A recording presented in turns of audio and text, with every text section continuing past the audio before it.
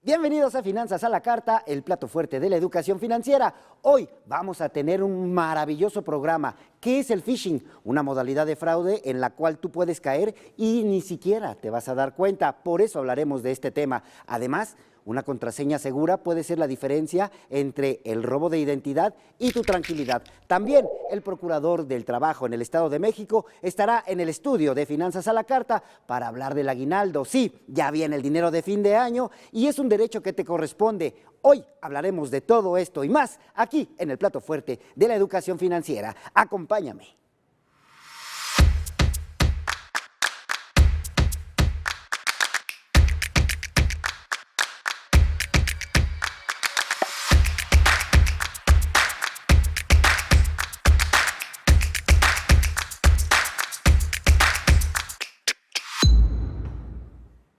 Esta época del año es la perfecta para que empieces a diseñar toda una estrategia financiera cuyas metas pueden llevarte a la famosa libertad que andas buscando con tus dineros. Para que tengas más y mejores ideas sobre cómo tener estas metas financieras, te invito a que veas esta cápsula. Ven conmigo.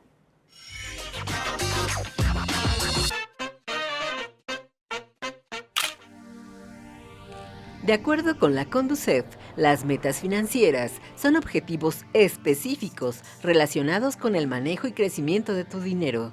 Tener este tipo de objetivos es muy importante porque te permite planificar y tomar decisiones informadas sobre cómo administrar tu dinero. Las metas financieras se clasifican según el tiempo en el que proyectes cumplir cada una. A corto plazo, se alcanzan en días, semanas o meses y suelen relacionarse a temas de ahorro.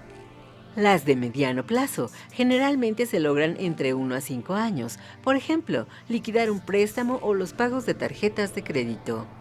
Y las de largo plazo superan los 5 años para cumplirse, como alcanzar cierta cantidad de dinero a través de inversiones o pagar una casa.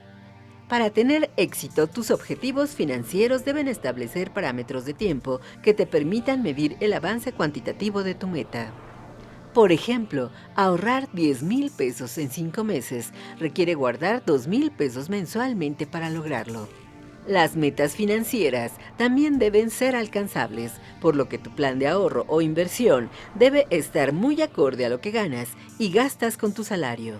Por lo tanto, deben estar incluidas en los presupuestos mensuales y quincenales.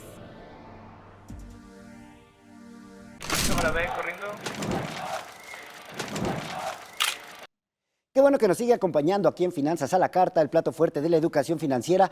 Llegó el momento de platicar sin corbata. Por supuesto, la entrevista. Hoy tenemos un tema sumamente interesante para todas aquellas personas que nos están viendo y escuchando y que ya están con el grillito en la mente sobre el aguinaldo. Bueno, todo lo que tiene que saber sobre este derecho laboral lo tenemos aquí. Para eso me acompaña el doctor Efrén Sánchez, por supuesto procurador del trabajo en el Estado de México. Mi querido doctor, ¿cómo está? Bienvenido a Finanzas a la Carta. Gracias por estar Adrián, con nosotros. qué gusto saludarte a ti, a tu auditorio, en esta Casa de la Comunicación Mexicana. Muchísimas gracias, doctor. Oiga, pues vamos a empezar con a quién sí y a quién no le toca esta prestación del famoso aguinaldo. Fíjate que el aguinaldo es un tema interesante, se acercan las fechas. Exacto. Y la base trabajadora de las y los mexicanos y mexicanas estamos esperando con ansias esta prestación, ya sea para comprar algún bien, pagar algún servicio o pagar también las deudas. Y en efecto, el aguinaldo es una prestación constitucional consagrada en el artículo 123 constitucional y también en el artículo 87 de la Ley Federal de Trabajo. Okay. Y nos dice que todas aquellas personas que tengan una relación laboral subordinada tendrán derecho a una prestación del pago de aguinaldo, Okay. que usualmente son 15 días de salario. ¿Esos 15 días son de un año trabajado, procurador? Es correcto, aunque se puede también pagar la parte proporcional. Quienes tengan un año laborado tendrán derecho a recibir como mínimo 15 días. Pero pueden recibir más de acuerdo al patrón. De acuerdo al patrón o al contrato colectivo de trabajo. Okay. Por ejemplo, el contrato colectivo de trabajo, rápidamente lo explico, es un convenio de voluntades que se da entre los patrones, hoy Ok. llamados empleadores, lo correcto es llamarles hoy empleadores, y trabajadores, donde acuerdan las condiciones laborales. Ok. Entonces, por ejemplo, si una empresa ha tenido buenas utilidades y tiene buena rentabilidad, acuerda con el sindicato, en lugar de dar 15, 20 o 25 días Ok. de salario. ¿Cómo sabemos cuántos días nos corresponden en el lugar de trabajo? De acuerdo a los contratos colectivos de trabajo. ¿A El quién go- le preguntamos? Por ejemplo, a los sindicatos, Ok. a las organizaciones gremiales o bien a las ¿En áreas de recursos humanos? finanzas, de recursos humanos o también del gobierno del Estado, las áreas financieras. Por supuesto, doctor. Pero mínimo son 15 días. Eso es lo importante. Lo mínimo Ningún que puedo trabajador recibir son 15 días. puede irse por menos de 15 días en su prestación Por de aguinaldo. supuesto, pero me Correcto. gustaría abundar en este tema, procurador. Hay algo muy importante. Si yo, por ejemplo, trabajé nada más 6 meses, tengo que hacer un cálculo. Así ¿Hay es. alguna formulita que nos pueda usted regalar para poder, pues, saber más o menos o a quién nos podemos acercar para calcular justamente los días que me corresponden con respecto a los días que trabajé? Sí, mira, vamos a hablar de los 15 días de aguinaldo que usualmente se dan. Ok, Nosotros tenemos 15 días y lo dividimos entre 12. Si trabajé 6 o 7 meses, ese es el cálculo. ok, entonces lo dividiría en 6 o entre 7 meses. Así es. Ah, perfecto. Esa es la fórmula de los 15 días. Ok. Pero bueno, si por ejemplo el contrato colectivo de trabajo establece en condiciones de pagar 60 días, entonces habrá que dividir los 60 días Entre los meses que entre trabajé. los meses laborados. Es Y una esa es fórmula la muy fácil. fórmula. Es una fórmula muy fácil. Muy sencilla. ¿Mujeres embarazadas Ah. pueden o no pueden recibir un aguinaldo? Pueden y deben. Pueden y deben, me gusta esa palabra. Y también los hombres. Ok. Hay ya licencias por paternidad y por maternidad. Ok. Una mujer que, bueno, ha tenido un tema de maternidad, tiene derecho a gozar, primero que nada, 30 días antes del parto. Ok. Y 60 días después del parto. Y esos 90 días no se les puede descontar el tema del aguinaldo, se les pagan. Maravilloso. Pero ahora también los hombres. Tenemos 45 días, se llama por una incapacidad de paternidad. Ok. O sea, un varón que acaba de nacer su hijo, que lo registra, que acredita esa licencia de paternidad, tendrá derecho a gozar de 45 días, ¿verdad? De goce de esa condición, deberán estar pagados y no se deberá descontar por el tema de aguinaldo. ¿Hay un límite para las empresas, para los empleadores, como ahora les llamamos, para que puedan pagar justamente este aguinaldo a los trabajadores? La ley nos marca que como máximo es el 20 de diciembre. El 20. El 20. Puede ser antes. Ok. Hay algunos empleadores que dan incluso el aguinaldo en noviembre, Por esto del Buen Fin, por quizá. el Buen Fin, etcétera, por las atribuciones y situaciones que pasan. Pero como máximo, 20 de diciembre. Ok. Y pedirle, perdón, aprovecho rápido, pedirle a todo nuestro auditorio, a todas y todos los trabajadores, que reclamen esta prestación, que además es irrenunciable, ¿eh? No se puede decir, ahora yo no quiero aguinaldo, etcétera. Fíjate que hay un tema, incluso cuando un trabajador fallece, pueden sus beneficiarios reclamar la prestación del aguinaldo. Ok. Eso es algo muy importante. Perfecto. ¿Qué pasa si no? Bueno, si no lo reclaman, prescribe, tenemos hasta un año. Un año para reclamar el aguinaldo. esta Wow, esto es prestación. interesante, qué Sí, dato. y contados a partir del 20 de diciembre, que es la fecha límite. Por supuesto. Pero, por ejemplo, si tú vas a reclamar esta prestación después de un año, prescribe. Ok. Ya no opera esa demanda por este derecho. Por supuesto. Vamos a hacer una pequeñita pausa, pero lo invito a que se quede aquí en Finanzas a la Carta para que en el siguiente bloque nosotros podamos hablar de más cosas sobre lo que usted tiene que saber del aguinaldo. ¿Nos acompaña? Con mucho gusto. Por claro supuesto. Que sí. No se vaya porque continuamos aquí en Finanzas a la Carta, el plato fuerte de la educación financiera. Ya lo sabe, el aguinaldo es un derecho que usted tiene, que nadie le diga lo contrario. Ahorita regresamos con más y el Procurador del Trabajo en el Estado de México. No se vaya. Al regresar, te daremos los pasos que debes de seguir para que siempre puedas pagar tus préstamos.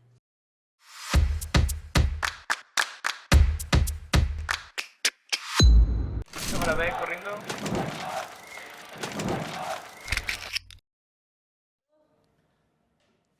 Seguimos en la segunda parte de la entrevista, obviamente sin corbata, aquí en el estudio de Finanzas a la Carta. Nos sigue acompañando el doctor Efraín Sánchez, por supuesto, para hablar todo sobre lo que usted tiene que saber de un derecho laboral llamado aguinaldo. Muchísimas gracias por continuar con nosotros, doctor. No, al contrario, gracias por la tolerancia. Oiga, fíjese que hay muchas dudas que tenemos que empezar a disipar.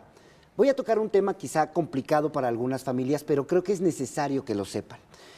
Un trabajador desafortunadamente fallece. Correcto. ¿Quién es el que se queda como beneficiario justamente de esta maravillosa prestación llamada aguinaldo? ¿Y a dónde tienen que ir los familiares justamente para exigir que les retribuyan este aguinaldo? Es un tema muy interesante y sirve que, bueno, es parte de una cultura de la Claro. legalidad laboral. Cuando un trabajador, ya sea para el sector burocrático o privado, entra a trabajar, firma lo que usualmente se conoce como una carta de beneficiarios. Ok, En esa carta de beneficiarios se expresa a quién se le dejan ciertas prestaciones, ciertos seguros o ciertos ahorros. Esto es muy importante. claro. Y entre ellos también las prestaciones pendientes. Entonces, si en el transcurso del año, lamentablemente, alguna trabajadora o trabajador fallece, la pregunta es, ¿pueden su esposa o sus hijos demandar o reclamar esta prestación? Sí. Ok, Si el trabajador los pone en la carta de beneficiarios, entonces lo acreditan con esa carta de beneficiarios, Ok. acuden con el empleador para el pago de esa prestación y si no la tienen, A eso iba. entonces hay que tramitar un recurso que se llama el reconocimiento de beneficiarios. Ok. Es un juicio que se hace, donde se acredita que en efecto son los hijos, la esposa, etcétera. Y una vez que se hace ese recurso, ese juicio de beneficiarios, de reconocimiento de beneficiarios, se le exhibe a los empleadores para que ellos puedan pagar esta prestación. Por supuesto. Si quieres, en otra ocasión hablamos sobre los beneficiarios, porque hay muchos temas de gente que a veces hasta se olvida de esa carta. Pero sí comentarles que, estimados amigos, la prestación del aguinaldo es un sí o sí, no nos tienen que otorgar. Los patrones incluso se pueden hacer acreedores a multas. Y son multas fuertes Son multas que van desde los 18,000 hasta los 200,000 pesos. por trabajador. Sí. Guau. Acudan con nosotros a la Procuraduría de la Defensa del Trabajo. Nosotros tenemos oficinas en todo el Estado de México. En Toluca, por supuesto, en Tlalnepantla, en Ecatepec, en Texcoco, en fin. ¿Qué hacemos nosotros? Primero llega el trabajador y nos dice después del 20 de diciembre, ¿sabes qué? Mi empleador no me dio aguinaldo. Ok, Lo primero que hacemos es conciliar. Traemos al empleador y le decimos, oye, ¿sabes qué? Págale la prestación.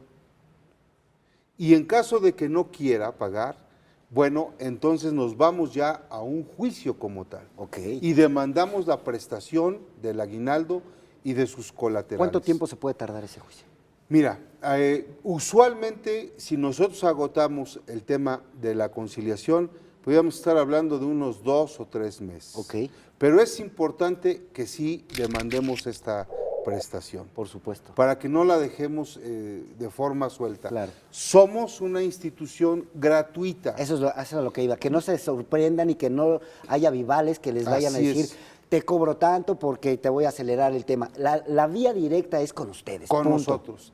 Tenemos un equipo de abogadas y abogados y nos ha instruido la gobernadora y nuestro secretario de Trabajo a atender a toda la base trabajadora de forma gratuita, desde la asesoría hasta el amparo. Ok, Y quiero también comentarles que acudan. Les voy a dejar un número telefónico. Por favor. Una línea gratuita que es el 800-770-2233. La repito, 800-770-2233. Es una línea gratuita y voy a dejar, si me lo permiten, nuestros contactos de la dirección y los teléfonos. por favor. Nosotros no descansamos en diciembre. Trabajamos todo el mes de diciembre a efecto de que si alguien ve vulnerados ahí sus derechos, acudan con nosotros, nosotros los atendemos y desde luego pues para demandar esta prestación que la verdad millones de trabajadores y trabajadoras estamos esperando al cabo de año. Por supuesto. Doctor Efrén, de verdad no sabe cómo le agradezco que haya estado hoy con nosotros en Finanzas a la Carta, porque creo que tenemos hoy mucha información muy valiosa para todos los trabajadores que nos están viendo. Y bueno, los datos están en pantalla y por supuesto, cualquier duda, de verdad, no tengan la menor duda, valga la redundancia, en que llamen y los van a atender. De verdad, gracias. Por ¿Algo supuesto. más que guste agregar? Algo que les comentamos a todos los trabajadores y trabajadoras, no firmen nada. Por favor, acudan con nosotros. Y ojo, cuando tengan algún problema laboral, de manera inmediata. Si tengo el problema el viernes, el lunes acudan a la Procuraduría. No firmen nada que les digan, oye, fírmame este documento, una renuncia y después te pago. No, acudan con nosotros, porque cuando firman se da el manifiesto de la voluntad y se consuma la situación. Por supuesto. Y estamos a las órdenes para proteger a los trabajadores, trabajadoras, a sus beneficiarios y asesorarlos. Por supuesto. El trabajo desde nuestra perspectiva es un tema muy importante que nos permite satisfacer las necesidades y de nuestros seres queridos y hay que cuidarlo. Y también las prestaciones. Por supuesto. Estamos a sus órdenes. Yo le agradezco muchísimo el tiempo para Finanzas a la Carta y yo creo que los trabajadores que nos están viendo en estos momentos, el público de Mexiquense Televisión, está muy agradecido por el tiempo que nos regaló. Yo continúo con más aquí en el plato fuerte de la educación financiera. No se vaya, todavía hay temas muy interesantes por descubrir. En Finanzas a la Carta queremos escucharte. Por eso, en este correo que aparece justamente ahorita en pantalla, nos puedes escribir con las dudas que tengas o los temas que quieres que abordemos justamente durante esta maravillosa temporada. Y justamente uno de esos temas que llegó al correo de Finanzas a la Carta es ¿cómo le hago para no caer en impagos? ¿Qué te parece si ves estos consejos y hacemos voz y voto de tus sugerencias?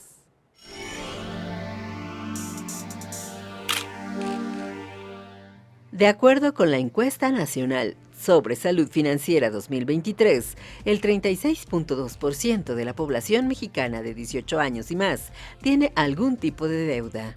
Desafortunadamente, la poca cultura financiera entre la población mayor de 18 años genera serios casos de endeudamiento. Para evitar caer en impagos y crear un historial crediticio positivo, los expertos en crédito recomiendan que antes de aceptar cualquier crédito es fundamental evaluar la capacidad real de pago. Principal punto, la capacidad crediticia de la persona. Es importante que conozcamos cuáles son nuestros niveles de ingresos y egresos y a partir de esto podamos tener algún plan financiero. Para esto creo que el segundo punto, y es crítico, es educación financiera. ¿Cómo hablar de una capacidad crediticia si aún no estamos educados en cuanto a cómo debería de funcionar nuestras finanzas hoy en día?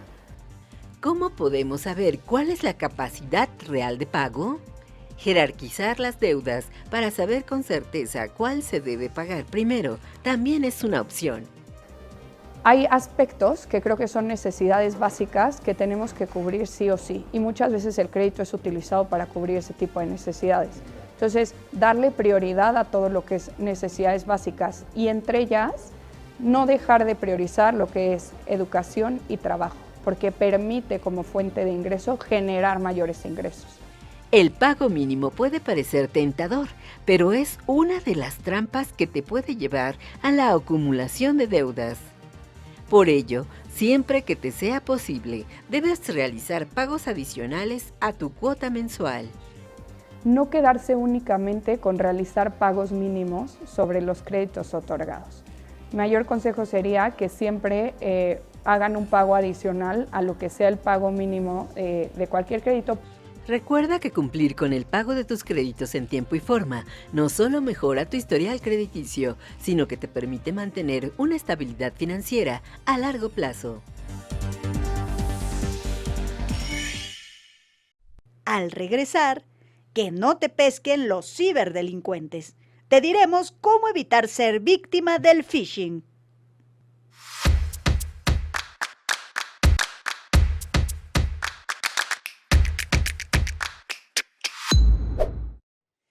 En esta época del año, en donde desafortunadamente aumentan los casos de fraude, Es importante que te apliques justamente para que sepas y estés alerta de una modalidad de fraude en la cual en cualquier momento te pueden pescar con tus datos personales. ¿Qué te parece si te aplicas y checas estos consejos?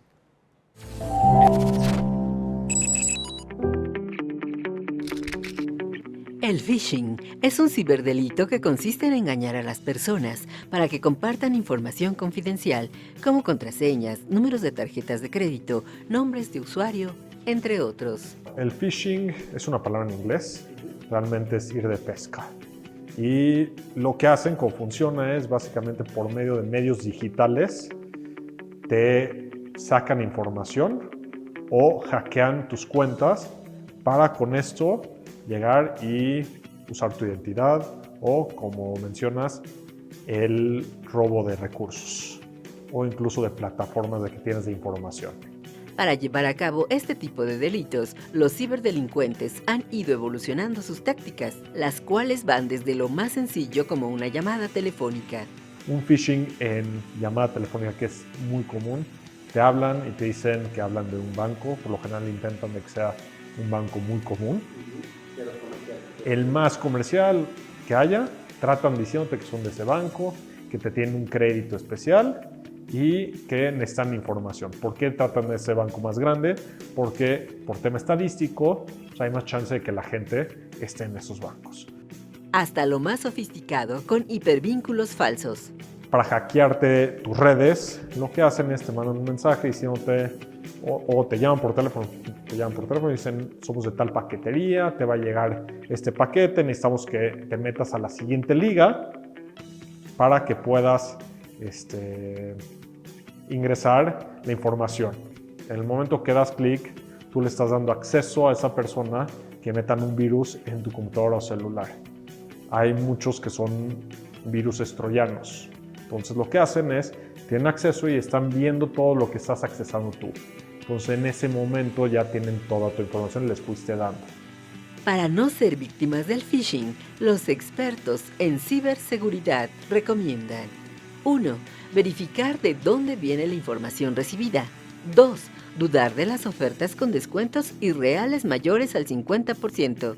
3. Nunca dar contraseñas ni información personal a terceros. Y en el caso de las redes sociales, activar la verificación en 2 pasos. Recuerda que estar siempre alerta de los mensajes que recibimos por WhatsApp, correo o llamada telefónica puede ser la diferencia entre ser o no víctima del phishing. Hemos llegado al final de Finanzas a la Carta, el plato fuerte de la educación financiera. Hoy descubrimos todo sobre los derechos laborales del aguinaldo. También hablamos del phishing, esta manera en la que te pueden robar tus datos, pero también todo el dinero en tu cuenta bancaria. Fue un programa sumamente maravilloso, pero te invito a que nos acompañes en la próxima emisión porque te tenemos mucho más sorpresas de este maravilloso mundo de la educación financiera. Yo soy Adrián Díaz, experto en finanzas personales. Te espero próximo lunes, 8 de la noche, claro, Mexiquense Televisión. En el próximo programa de Finanzas a la Carta, aprenderás a crear contraseñas seguras para tus dispositivos y cuentas digitales.